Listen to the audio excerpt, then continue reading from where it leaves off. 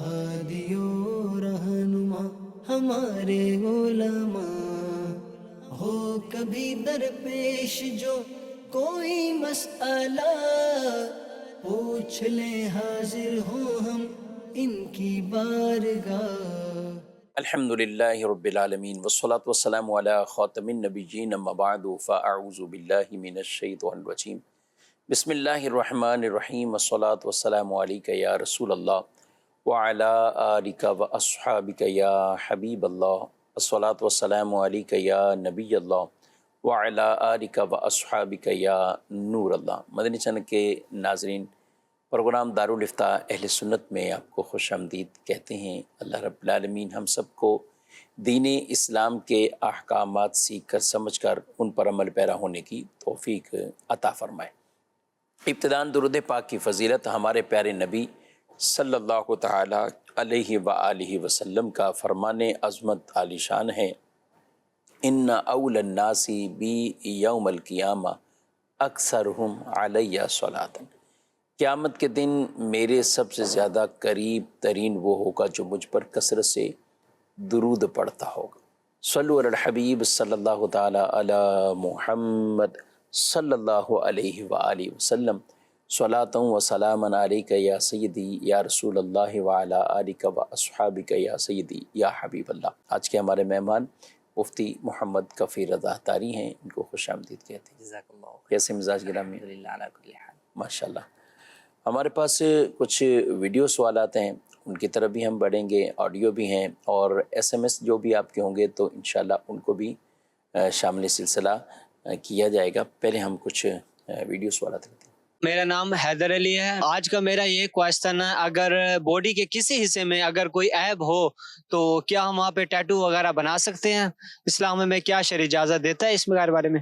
جی، کوئی عیب ہے، اب عیب کو چھپانے کے لیے کوئی یہ کیا نیا عیب تو نہیں ہو جائے گا جس کو بنا؟ ٹیٹو تو جو ہے وہ جسم کھدوا کر ہی بنایا جاتا ہے، تو یوں سمجھیں کہ ایک طریقے سے آپ جسم کو دوبارہ جو ہے وہ عیب دار ہی کرنے جا رہے ہیں، اور تکلیف بھی اس کے اندر ہے، تو یہ جائز نہیں ہے ٹیٹو بنانے والے پر اور بنوانے والے پر۔ حدیث پاک کے اندر لعنت کی گئی، تو یہ جائز نہیں ہے، عیب چھپانے کے لیے ہو یا کسی بھی غرض سے۔ اچھا، اگر اس طور پر گدوانے والا عیب نہ ہو، اوپر سے آپ کلر کروائیں یا کوئی اس طرح کی کوئی تصویر بنوائیں، تو وہ اس اعتبار سے جائز نہیں ہوگا کہ انڈرسٹوڈ سی بات ہے کہ اس کی لیئر جمے گی، تہ جمے گی، اور اس تہ کی وجہ سے آپ کا وضو اور غسل نہیں ہوگا، اچھا، تو اس اعتبار سے بھی جائز نہیں۔ پھر اگر جاندار کا جو ہے وہ ٹیٹو بنواتے ہیں تو اور زیادہ گناہ ہے، جاندار کی تصویر بنوانا وہ ناجائز و گناہ ہے۔ تو عیب ہو یا نہ ہو، شوقیہ ہو یا کسی بھی طور پر، ٹیٹو بنوانا جو ہے وہ جائز نہیں ہے، تو اس کی ہرگز اجازت نہیں۔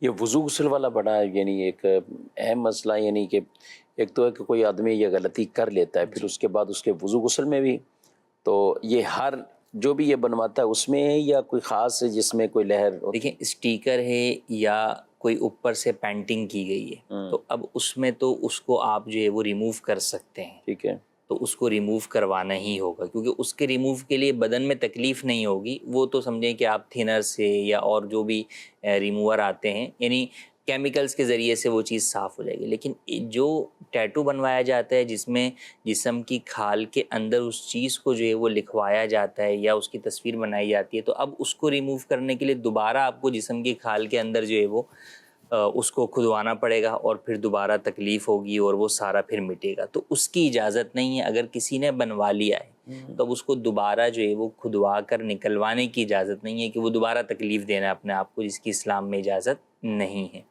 تو لہٰذا اس کو اب نہ نکلوائے۔ اب نماز وضو وغیرہ پڑھ کر سکتا ہے، اس کی نماز بھی ہو جائے گی اور وضو غسل بھی ہو جائے گا۔ لیکن اگر کسی نے اوپر سے کوئی پینٹنگ کروائی ہے، کوئی نام جو ہے وہ لکھوایا ہے، تو بہرحال اسے وہ شخص جو ہے وہ ریموو کر لے کیمیکل وغیرہ کے ذریعے سے، جس میں تکلیف نہ ہو۔ بالفرض اگر اس میں بھی کوئی ایسی صورت آتی ہے کہ بھئی وہ ریموو نہیں ہوتا، تو اب ایسی صورت کے اندر اگرچہ وہ کام کرنے کی وجہ سے گناہ گار ہوا، اس کے اوپر توبہ لازم ہے، لیکن اب جب کہ اس چیز کا چھوٹنا جو ہے وہ ممکن نظر نہیں آ رہا، یا ابھی نہیں چھوٹ سکتی ہے، اس کے پاس ابھی کوئی ایسی چیز نہیں ہے جس کے ذریعے سے وہ اس کو چھڑا سکے، اور نماز کا وقت ہے، تو پھر بہرحال اگر وضو کر کے نماز ادا کرے گا تو نماز ہو جائے گی۔ کتنی احتیاط کرنی چاہیے ناظرین کرام؟ اس طرح کے بعد کا شوقیہ طور پر لوگ کام کر رہے ہوتے ہیں، اور پھر بعد میں جب دینی اور شرعی مسئلہ معلوم ہو تو پھر ان کو بڑی اس میں پیچیدگی بھی آتی ہے، شرمندگی بھی آتی ہے۔ اچھا کفیل صاحب، کسی نے کر لی، غلطی کر لی، ایک نوجوان میرے پاس، اس نے کہا کہ غلطی تو ہو گئی جو ہونا تھا، اب وہ ماشاءاللہ نمازوں کی طرف بھی ہے، سب ہے، لیکن یہ عام طور پہ بازو پہ یہاں بنواتے ہیں، اب نئے نئے نظر آ رہے ہیں، کوئی کمر پہ بنا رہا ہے تو کہاں بنا رہا ہے، اب اس کو دوسرے لوگ اس کو کیا کہیں؟ یعنی وہ کہتا ہے کہ میں سب کے سامنے وضو کرنا میرے لیے مسائل ہوتے ہیں، مسجدوں میں جیسے عام آئے اور بازو کھول کے تو کوئی کونا ڈھونڈتا ہوں کہ جب میرا بازو نظر نہیں آئے نظر کسی نہ کو تو میں یوں کرتا ہوں وضو۔ کوئی گناہ ہو جائے، غلطی ہو جائے، دوسرے لوگوں کا رویہ پھر کیا ہونا چاہیے اس کے؟ ہاں دیکھیں، اس کے اندر یہی ہے کہ دوسرے لوگوں کو چاہیے کہ اگر سمجھانا بھی ہو، کیونکہ اب ان کو نہیں پتا کہ یہ شخص وہ ہے کہ جس سے جو توبہ کر چکا ہے یا نہیں کی، تو سمجھانا ہو بھی تو احسن انداز کے اندر جو ہے وہ اسے سمجھایا جائے۔ اچھا، اب جب آپ کو بھی دکھ رہا ہے کہ اس شخص جو ٹیٹو بنا ہوا ہے وہ اب نکل نہیں سکتا، تو اب اس کے وضو غسل پر تو کلام ہی نہیں بنتا۔ اصل جو لوگوں کا کلام ہے یا جو لوگ کمنٹس کر رہے ہوتے ہیں، جو وضو خانے پر وہ چھپ رہا ہے یا چھپا رہا ہے اپنے آپ کو، اس کی وجہ ان لوگوں کی غلط فہمی ہے، لا علمی ہے، کہ وہ اس کے اوپر فتویٰ یہی لگا رہے ہوتے ہیں کہ بھئی تمہاری تو نماز ہی نہیں ہوگی، تمہارا تو وضو ہی نہیں ہوگا، حالانکہ اس کی وضو بھی ہو جائے گا اور نماز بھی ہو جائے گی۔ تو ان لوگوں کو تو ویسے ہی جو ہے وہ یہ بات کرنی نہیں چاہیے، جب مسئلہ آپ کو پتہ ہی نہیں تو غلط مسئلہ بتا کر کسی اور کے اوپر حکم کیوں لگا رہے ہیں۔ اور ایک یہ کہ آپ کسی کو اس طرف توجہ دلانا چاہتے ہیں کہ یار اس چیز سے توبہ کر لو، صحیح، تو وہ آسان انداز سے آپ اکیلے میں بعد میں اسے جو ہے وہ کہہ سکتے ہیں۔ اب اس میں بھی صورتیں کہ کب آپ پر جو ہے وہ واجب ہے کہ آپ جو ہے وہ نیکی کی دعوت جو ہے وہ دیں، نہیں انل منکر جو ہے کریں، کہ جب آپ کو غالب گمانے کے سامنے والا میری بات مان لے گا۔ تو اب اگر آپ کو ایسا لگ رہا ہے کہ یار یہ شخص جو ہے وہ روز آتا ہے، نماز پڑھتا ہے، مسجد کے اندر ہے، امام صاحب ہیں، اچھا پھر اس میں یہ بھی ہو سکتا ہے کہ ضروری نہیں کہ ہر شخص کی بات ہر شخص مان لے، تو اگر آپ نے اصلاح کروانی ہے تو اس ذریعے سے کروائیں کہ جس کے ذریعے سے اس وہ کے مان دل لیں۔ پر وہ چوٹ بھی لگ جائے اور وہ اس چیز کی طرف آ جائے، نہ یہ کہ ضدی ہو جائے۔ تو ہمارا مقصد تو سامنے والے کی اصلاح کرنا ہے، وہ چاہے ہمارے ذریعے سے ہو چاہے کسی کے بھی ذریعے سے ہو۔ تو بہرحال یوں کمنٹ کرنا یا جو ہے وہ وضو خانے کے اوپر جو ہے وہ اس کے اوپر جو ہے وہ کمنٹس کرنا یا اس کو شرمندہ کرنا، تو یہ درست ہرگز نہیں ہے۔ یہ رویہ یہ ہے، یہ اس کے علاوہ اور بھی کوئی ہے۔ لوگ نماز کے اندر بھی بسا اوقات جو ہے وہ بھری مسجد کے اندر جو ہے وہ آواز لگا دیتے ہیں، ارے بھائی یہ کیا کر رہے ہو، کیسے کر رہے ہو، ایسے تھوڑی ہوتی ہے نماز۔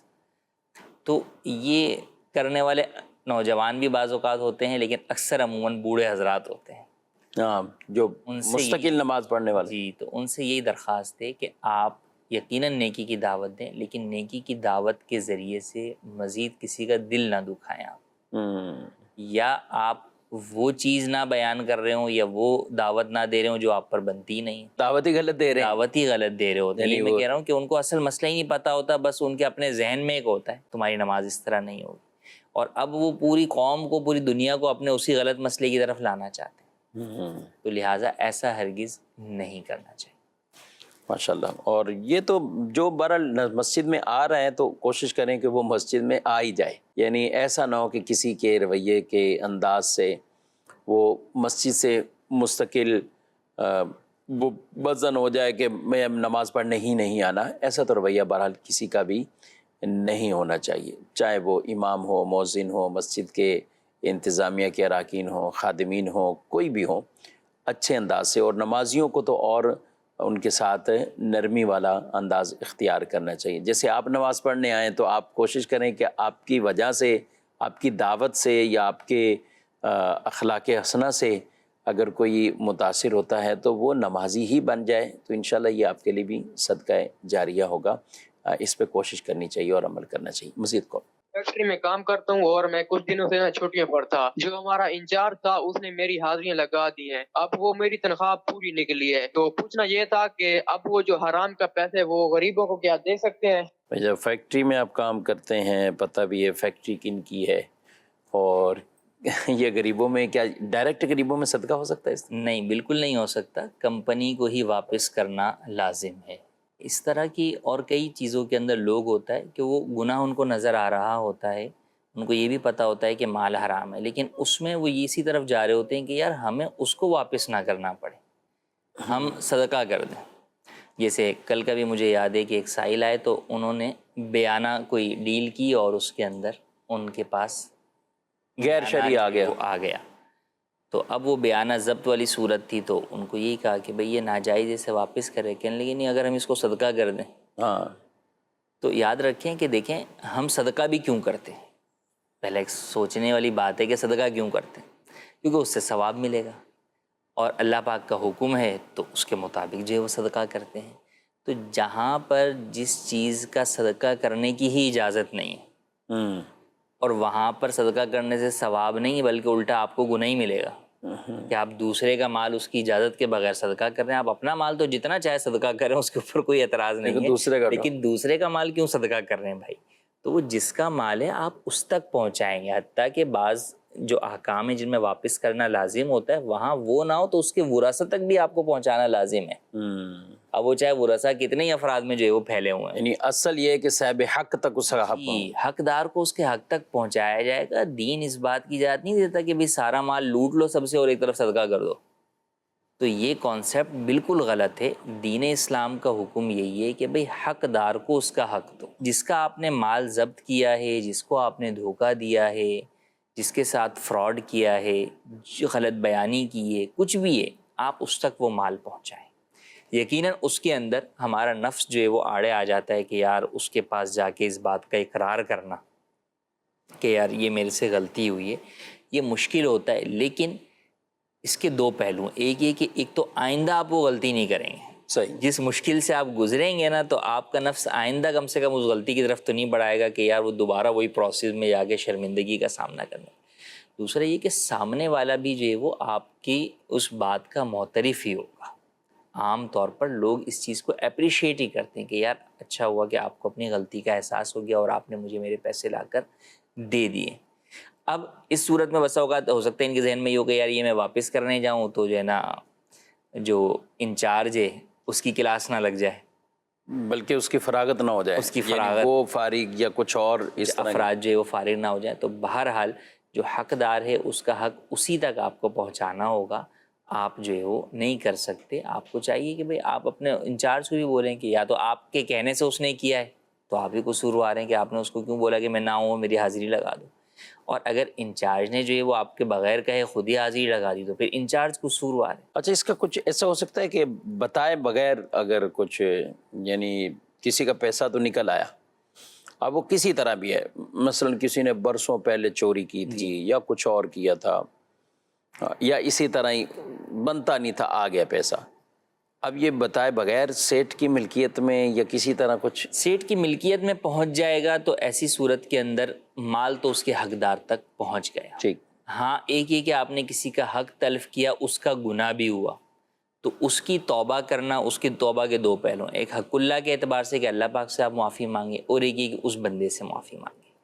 تو اب اگر آپ اس کا مال کسی بھی طریقے سے اس تک پہنچا دیتے ہیں کہ اس کے اکاؤنٹ میں آپ ٹرانسفر کر دیں یا اور کسی بھی ذریعے سے کہ اس تک اس کا مال پہنچ گیا، تو ایسی صورت میں کم از کم مال کا معاملہ تو کلیئر ہو گیا کہ وہ پہنچ گیا۔ اب آپ نے اس بندے کی جو حق تلفی کی ہے اس کی جو معافی ہے وہ بہرحال آپ کو اس سے مانگنی ہے۔ یعنی اس کو پتہ ہو یا نہ پتہ ہو، یعنی اس نے اس کا مال لیا تھا، اس کو اس کا پتہ تھا یا نہیں پتہ تھا، باہر صورت معافی معافی جو ہے وہ معافی بھی کروائے اس سے۔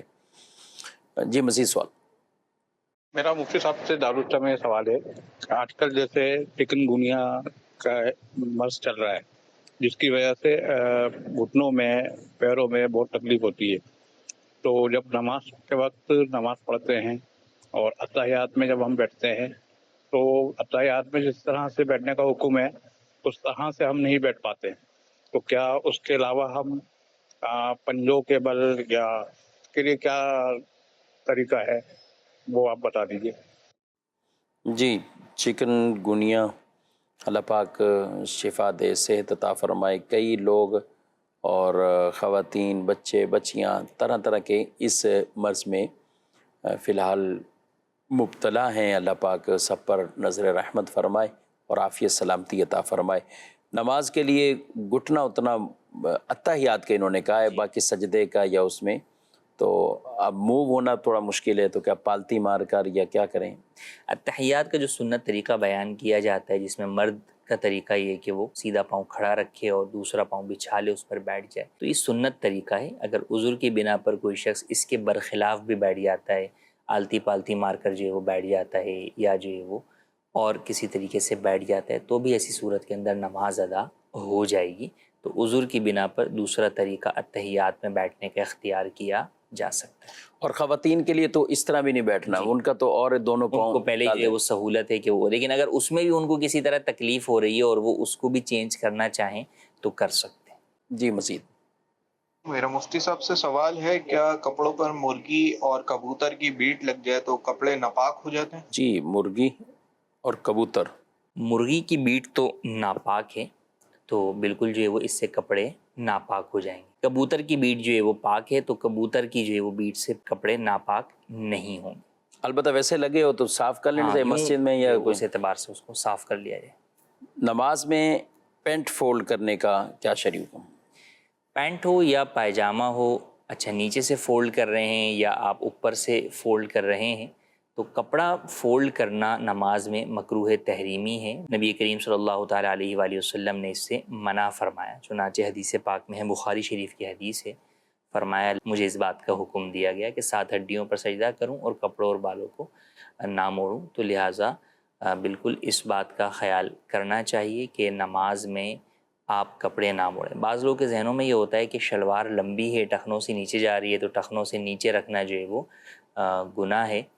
تو ٹخنوں سے نیچے شلوار یا پینٹ یا کوئی بھی جس لباس جو ہے وہ رکھنا تکبر کی نیت کے طور پہ حرام ہے، گناہ ہے، اور تکبر کی نیت نہ ہو تو پھر مکروہ تنزیہی ہے۔ لیکن نماز کے اندر چونکہ فولڈ کرنا مکروہ تحریمی ہے، تو اگر تو آپ شلوار وغیرہ یا پینٹ وغیرہ کو ایسے ہی اوپر کھینچ سکتے ہیں تو کھینچ لیں، فولڈ نہ کریں۔ لیکن اگر کھینچنے نہیں سکتے یا کھینچنے کے باوجود بھی جو ہے وہ ٹخنوں سے نیچے جا رہی ہے، تو ایسی صورت کے اندر آپ کی نماز ہو جائے گی۔ آپ فولڈ نہ کریں، بغیر فولڈ کیے ہی نماز ادا کریں۔ ٹھیک ہے۔ حلال پرندے جو اوپر اڑتے ہیں، جی، تو ان میں جیسے فاختہ ہے، کبوتر ہے، ان کی بیٹ نجس نہیں، پاک یعنی، اور وہ حلال پرندے کے جو اوپر نہیں اڑتے، تھوڑا بہت اڑ لیتے ہیں جیسے مرغی ہے، تو اب یہ نجاستیں غلیظہ ہیں۔ جو حرام پرندے ہیں تو ان کی بیٹ یعنی جو اوپر اڑتے ہیں وہ نجاستیں خفیفہ ہیں۔ پچھلے سابقہ سلسلے میں ہم نے کچھ خفیفہ اور غلیظہ کے حوالے سے کچھ گفتگو کی تھی، تو یہ مرغی کی بیٹ کے حوالے سے چلا ہے، تو میں کہہ رہا ہوں کہ اس کے اوپر بھی کچھ آپ وہ بیان کر دیں، اور نجاست خفیفہ کے حوالے سے کچھ ایک مسئلہ تھا جس میں ہمیں مزید اس کی تشریح کی حاجت ہے، کیا کہتے ہیں؟ نیاست غلیظہ اور خفیفہ کا حکم ہم نے پچھلے سلسلے میں بیان کیا۔ اس میں نیاست غلیظہ کے ہم نے 3 حکم بیان کیے۔ ایک یہ کہ درہم کی مقدار سے کم اگر لگی ہے تو نماز ہو جائے گی، درہم کی مقدار لگی ہے، درہم کے برابر لگی ہے، تو ایسی صورت میں اس کے ساتھ نماز پڑھی تو مکروہ تحریمی واجب الادا ہوگی۔ ٹھیک۔ اور درہم سے زائد لگی تو ایسی صورت کے اندر نماز ہوگی ہی نہیں، ہوگی نہیں۔ یہ 3 حکم تھے۔ خفیفہ میں صرف 2 حکم ہیں کہ اگر چوتھائی سے کم لگی ہے تو نماز ہو جائے گی، اور چوتھائی کے برابر یا زیادہ لگی، ان دونوں صورتوں کے اندر نماز نہیں ہوگی۔ یعنی عضو کے چوتھائی کے، جی، جس بھی، جیسے اگر آستین میں لگی تو آستین کا جو ہے وہ چوتھائی، تو ہر عضو کی چوتھائی۔ ٹھیک ہے۔ مزید اس کی معلومات کے لیے امیر اہل سنت دامت برکاتہ العالیہ کا جو رسالہ ہے کہ جس کے حوالے سے، جس میں کس نجاست کا کیا حکم ہے اور اس کی بھی کافی ڈیٹیل اور تفصیل ہے، وہ اگر آپ رسالہ حاصل کر لیں گے یا دعوت اسلامی کی ویب سائٹ سے بھی آپ اسے ڈاؤن لوڈ کر سکتے ہیں، تو انشاءاللہ اس میں بھی اچھی رہنمائی مل جائے گی۔ مزید سوال؟ میرا مفتی صاحب سے سوال یہ ہے کہ ایک شخص ہے، اس نے ایک اپنے دوست کو 20,000 روپے جو ہے انویسٹمنٹ کی مد میں کام کے حوالے سے دیے، ٹھیک ہے۔ اس نے یہ بتایا بھی پروفٹ اس میں ہمیں ملے گا، جو بھی میں کماؤں گا پروفٹ میں، تو اس میں سے آپ کو 200 روپیز پر ڈے میں دوں گا آپ کو، تو کیا ایسا اس کا 2,200 روپے لینا جائز ہے؟ جی، یہ ہرگز جائز نہیں ہے، سود کی صورت ہے۔ عمومی طور پر لوگ اس طرح جو بھی رقم دیتے ہیں، اس میں بعض لوگ تو اس طرح طے کر لیتے ہیں کہ بھئی اتنے پیسے ہم آپ سے لیں گے۔ اچھا، اس کو عام طور پر بھی لوگ بھی سود ہی سمجھتے ہیں کہ یار فکس پیسے لے رہے ہیں، اچھا بعض لوگ سود سے بچنے کے لیے اپنے گمان میں اس کو یوں چینج کر لیتے ہیں کہ یار کبھی 100 دے دیں گے، کبھی 200 دے دیں گے، کبھی 150 دے دیں گے، فکس نہیں ہے، تو وہ سمجھتے ہیں ہم سود سے نکل گئے، حالانکہ یہ بھی سود ہی ہے۔ بنیاد کیا ہے؟ بنیاد یہ ہے کہ اگر آپ رقم قرض دے رہے ہیں تو قرض پہ نفع وہ چاہے آپ فکس کر کے لیں یا بغیر فکس کیے لیں، وہ سود ہے۔ حدیث پاک میں فرمایا کلو قرض جر منفیۃ فہو ربا، کہ ہر وہ قرض جو کہ نفع لائے گا وہ سود ہے۔ اب قرض کیا ہے؟ کہہ کر تو وہ دے رہے ہیں کہ جناب جو ہے وہ انویسٹمنٹ کے لیے دے رہے ہیں، کاروبار میں لگانے کے لیے دے رہے ہیں۔ قرض اس اعتبار سے ہے کہ دونوں کے ذہن میں یہ بات کلیئر ہوتی ہے کہ ان کی جو اصل رقم ہے وہ ان کو واپس کرنی ہے، اس میں کسی قسم کا نقصان برداشت نہیں کریں گے۔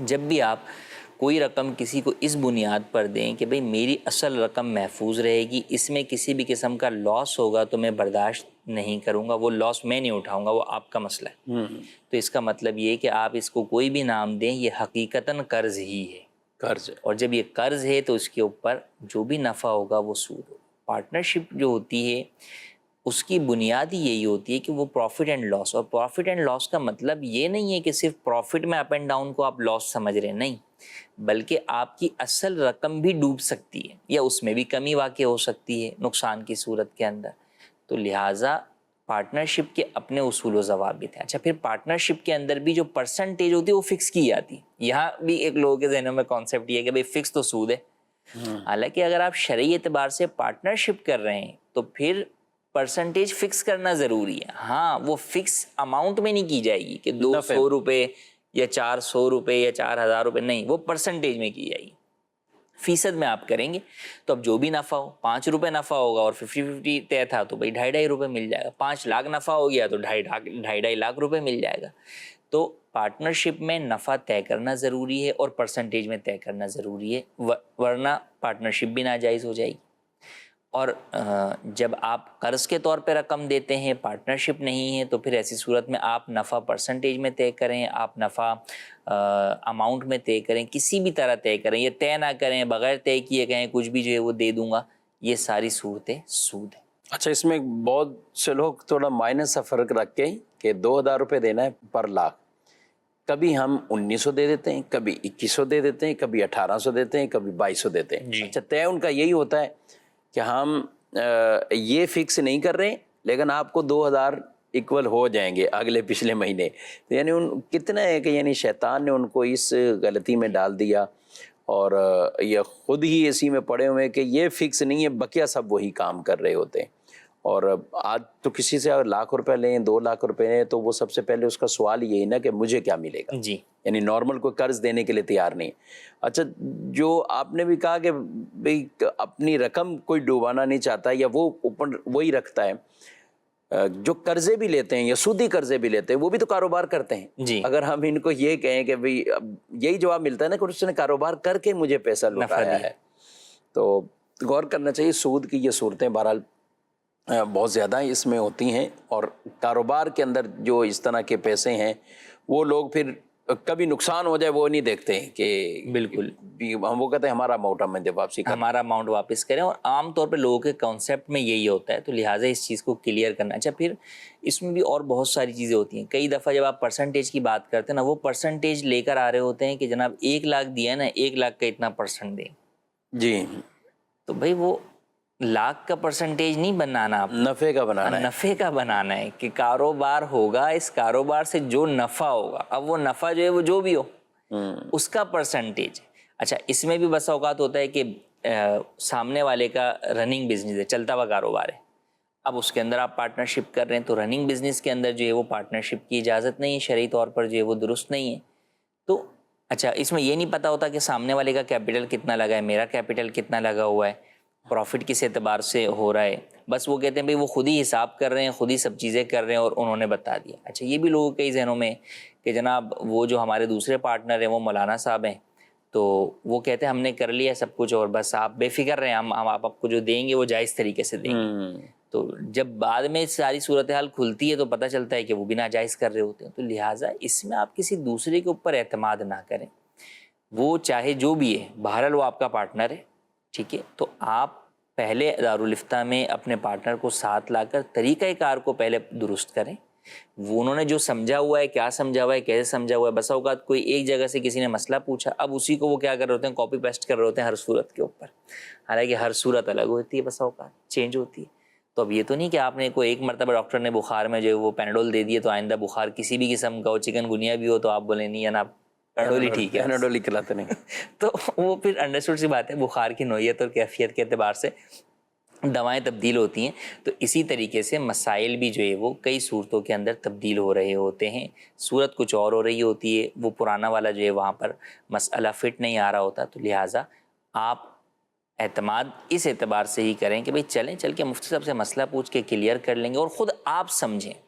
میں یہ ہر ایک کو کہوں گا کہ آپ یہ نہ کہیں کہ بس ٹھیک ہے انہوں نے سمجھ لیا نا ٹھیک ہے، نہیں بھائی آپ سمجھیں، کیونکہ کل کو جب نقصان اور ساری چیزیں آ رہی ہوتی ہیں نا، اس وقت پھر آپ کی سمجھ بہت تیز کام کرتی ہے کہ یہ تو اس وقت انہوں نے ہمیں بتایا نہیں تھا، یہ اگر بتا دیتے تو میں تو کبھی ان کے ساتھ پارٹنرشپ نہیں خود کرتا. کہتے ہیں کہ یہ نمازی آدمی تھا، میں نے تو اس کے اوپر بھروسہ کر لیا اور اعتماد کر لیا. تو لہٰذا آپ وہ ساری باتیں نہ کیجیے، بلکہ جو آپ کے کرنے کا کام ہے وہ آپ کیجیے، مسئلے کو پورا سمجھیے بھی. اچھا آ کر بھی بس اوقات یوں ہوتا ہے، بیٹھے ہوئے آپ سمجھ گئے بھائی انہوں نے سمجھ لیا کافی.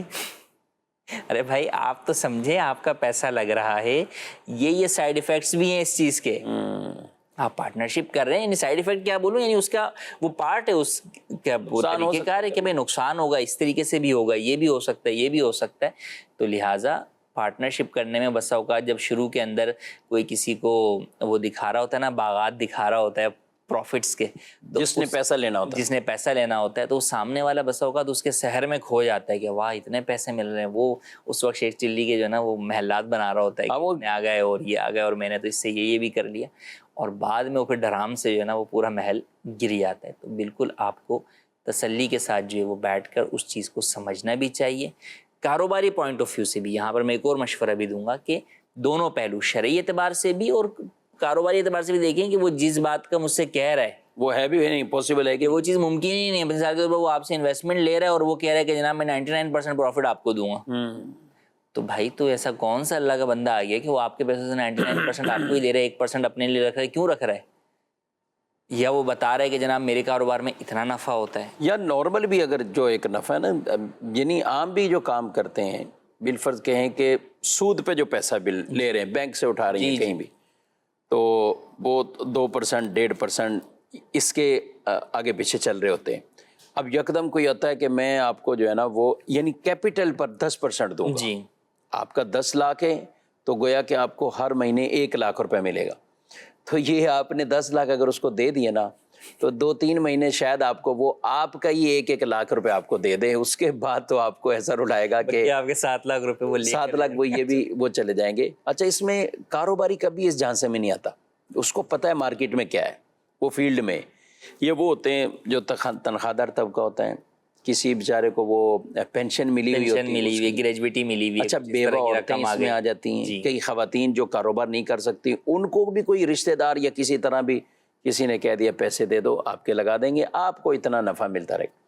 اب وہ آرام سے سکون سے ان کو، اتنے کیسز اس پر ناظرین کرام، اتنے لوگ پریشان ہوئے اور اپنا کیپٹل، اپنا اصل سب کچھ ڈبو کے بیٹھے.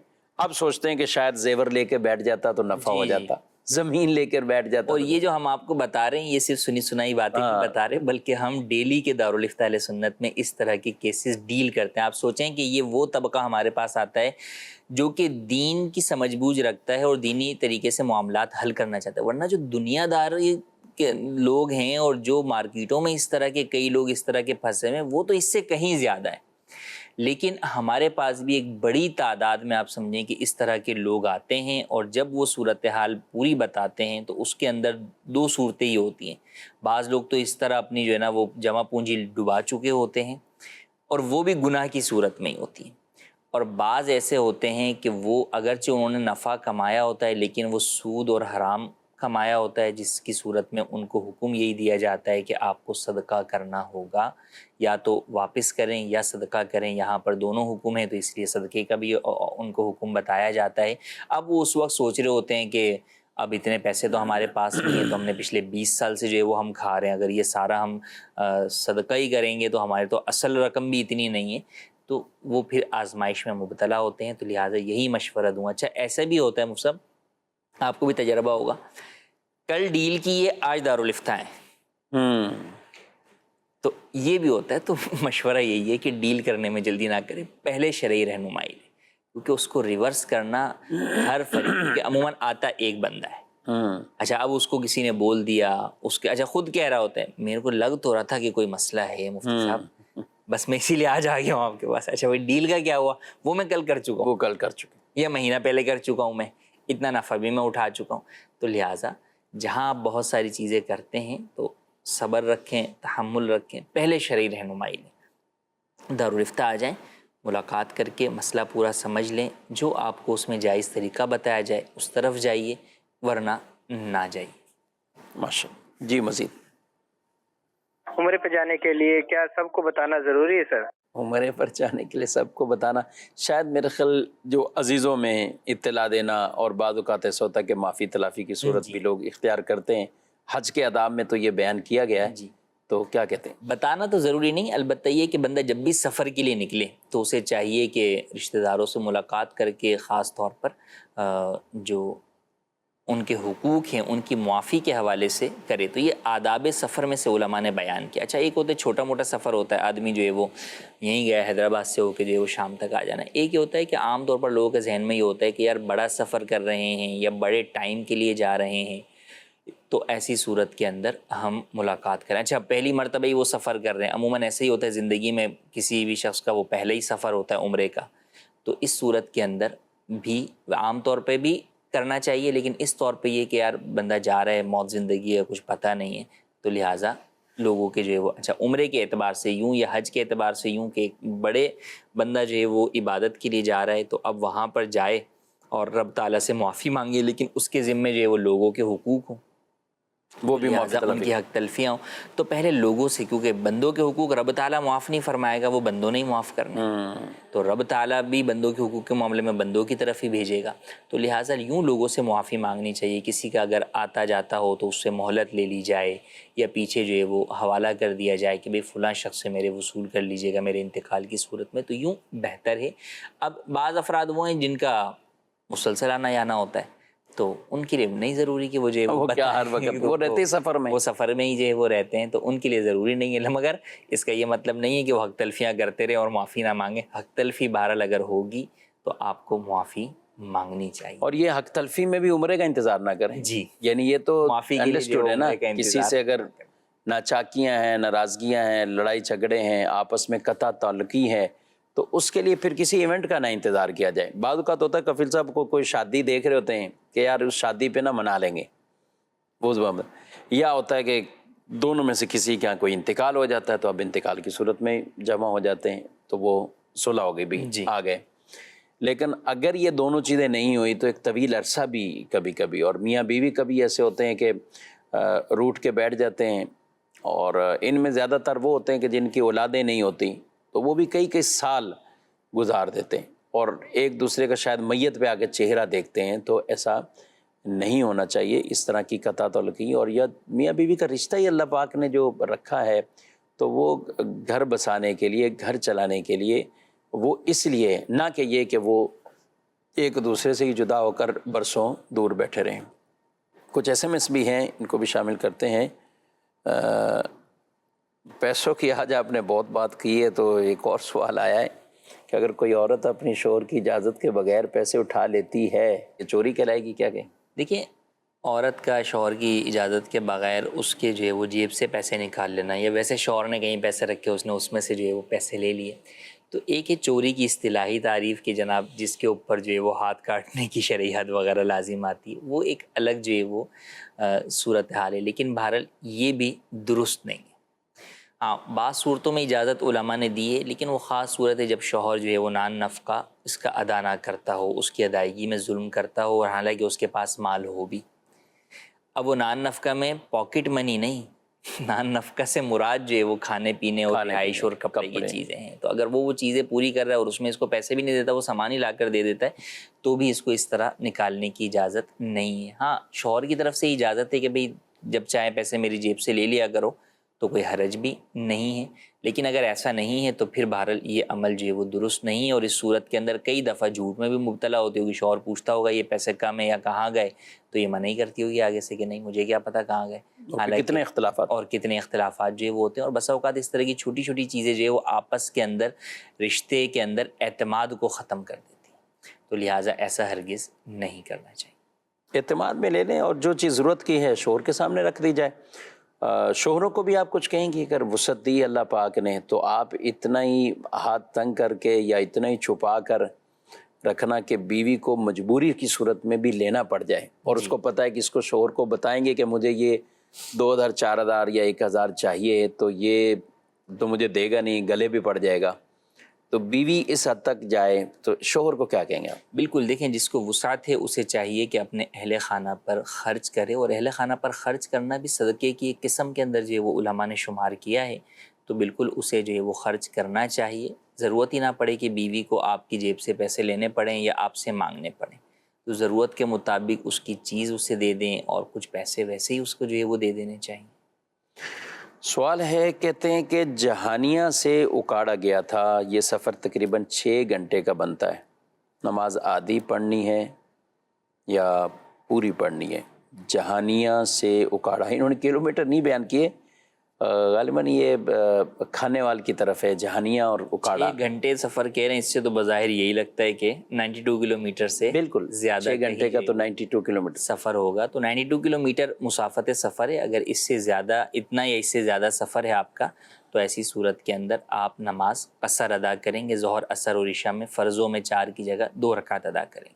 ہمارے علاقے میں جو شادی پر ڈھول بجائے گا تو اس پہ جرمانہ لگایا گیا ہے, اور وہ جرمانہ مسجد میں لگایا جائے گا, کیا کہتے ہیں آپ؟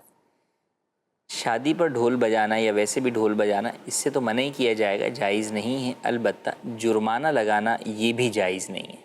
تو جرمانہ جو ہے وہ ہرگز نہ لگایا جائے. کوئی اور پابندی لگا دی جائے کہ بھئی ان سے جو ہے وہ اس بنیاد پر جو ناچ گانا محفل میں اپنی شادیوں میں کرے گا ان سے ہم بائیکاٹ کریں گے. تو یہ ٹھیک ہے کہ آپ ان سے بائیکاٹ کریں تاکہ انہیں اپنی اس غلطی کا احساس ہو اور لوگ اس خوف سے اس گناہ کے اندر مبتلا نہ ہوں. لیکن جرمانہ لگانا یہ بھی اسلام میں جائز نہیں. جی مزید کال لیتے ہیں. مفتی صاحب کی بارگاہ میں عرض ہے کہ ابھی ہم ملیشیا میں ہیں, تو یہاں پہ ہم کمپنی میں کام کرتے ہیں, تو وہاں ہم اپنے جو بوس لوگ ہوتے ہیں ان کو سپلائی دیتے ہیں. کچھ لوگ ہم سے رابطہ کرتے ہیں, کچھ اور ہم لوگوں سے رابطہ کر کے ان کو پھر مثال کے طور پہ 1 روپے رکھ کے 1 گھنٹے کے حساب سے تو ان کو دیتے ہیں. پھر آگے کوئی ہمارا کوئی دوست آ جاتا ہے, وہ کہتا ہے یار میں بھی آپ کو بندے دیتا ہوں تو مجھے بھی کوئی 1 روپیہ یا آدھا روپیہ مجھے بھی دو. یوں سمجھے کہ 2-3 حصوں میں وہ نہ تقسیم ہو کے پھر تیسرے یا چوتھے آدمی کے پاس پیسے جاتے ہیں. اس کو ہم یہاں بولتے ہیں سپلائی. کیا یہ لینا جائز ہے؟ کیونکہ ہم فون تو کرتے نہیں, لوگ خود ہی ہم سے رابطہ کرتے ہیں کہ ہمیں کام لگوا دو, کہتے ہیں ٹھیک ہے ہم اتنے آپ کو 1 گھنٹے کے پیسے دیں گے. یہ رہنمائی فرمائیے گا, جزاک اللہ خیر. جی کام لگوانے کے پیسے لینا, اب اس میں یہ کہ ایک کمپنی پیسے دے رہی ہے کہ یار آپ ہمارے لیے جو ہے وہ افراد تلاش کریں, ڈھونڈیں, اور ہم آپ کو فی آدمی جو ہے وہ 1 ٹائم آپ کو اتنے پیسے دیں گے. تو یہ جائز ہے, اس کے اندر حرج نہیں ہے. لیکن اگر آپ مزدوروں سے لیتے ہیں, کمپنی نے آپ کو اسی کام کے لیے رکھا ہوا ہے کہ آپ افراد جو ہے وہ ہائر کریں, آپ کمپنی کے ملازم ہیں یا کمپنی کمیشن دے رہی ہے, اوپر سے آپ مزدوروں سے بھی جو ہے وہ پیسے جو ہے وہ لے رہے ہیں, تو یہ جائز نہیں ہے. ایک تو یہ پہلو. دوسرا پہلو یہ کہ آپ ان کی تنخواہ میں سے ہی حصہ بنا لیتے ہیں کہ بھئی جب تک یہ آپ کے ملازم ہیں, اگر اس کی تنخواہ 2000 ہے تو آپ اس کو 1900 دیں گے اور 100 روپے مجھے دیں گے. تو یہ بھی جائز نہیں ہے. کمیشن صرف 1 ٹائم کا ہوتا ہے. ٹھیک. اب اس کے وہ کیونکہ کمیشن ہوتا ہے اس لیے ڈیل کرانے کا ہوتا ہے.